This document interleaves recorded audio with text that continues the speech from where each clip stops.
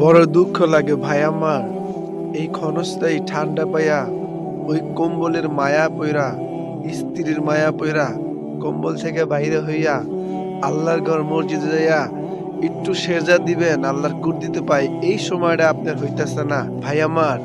এমন একটা সময় ছিল আল্লাহর এই জমিনে 100 বছর আগে আপনি ছিলেন না, আবার আজকে আছেন, আবার এক সময় থাকবেন না ভাই। আপনার বাবা মা আত্মীয় স্বজন নানা কত মানুষ দুনিয়া ছিল, তারা আজকে দুনিয়া নাই, তাদের মতন আপনি আমি দুনিয়া থেকে চলে যাব। গরম থেকে বাঁচার জন্য এসি লাগাইতেছেন, ঠান্ডাতে বাঁচার জন্য গরম হাওয়া লাগাইতেছেন ভাই।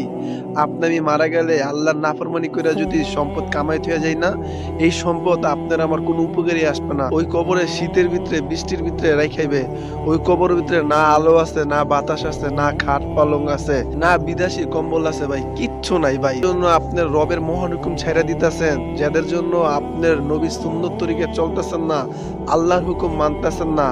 আল্লাহকে সাক্ষী রেখে বলি, কাল হাসর ময়দানে তারা আপনাকে কেউ চিনত না।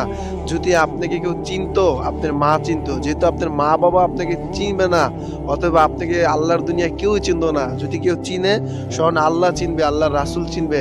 কাল হাসরের ময়দানে আল্লাহ রাসূলের যদি সুপারিশ পাইতে চান, আল্লাহর আরশের নিচে যদি ছায়া পাইতে চান, আমার সাথে বিনা স্বার্থে, বিনা পারিশ্রমে, বিনা লাইকে মানুষকে কালেমার দাওয়াত দেন, নিজে দিনের উপর উঠেন, মানুষকে দিনের দাওয়াত দেন। ক্ষণস্থায়ী জিন্দেগি বাদ দিয়া চিরস্থায়ী জিন্দেগির ফিকির করেন। লা ইলাহা ইল্লাল্লাহ মুহাম্মাদুর রাসূলুল্লাহ, আল্লাহ সারা জাহানের বাদশা।